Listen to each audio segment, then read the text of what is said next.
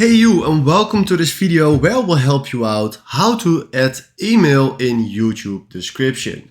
And you can add this in your video description, or you can add this in just your YouTube channel description.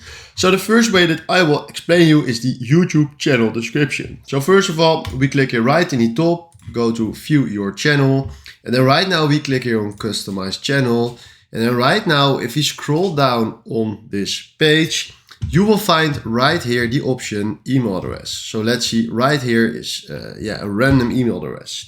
We want to change this to flux.fit@gmail.com.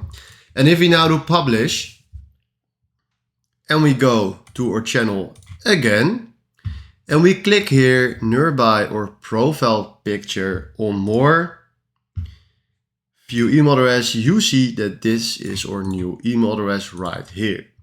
What if you want to add this in our video description? Then we go to YouTube Studio, Content, and then right now we go to this video, and then you have your video description just right here.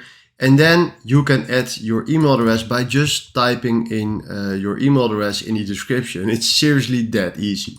So these are the two ways how to add email in YouTube description. Hopefully this video helped you out, and then from now, thanks for watching.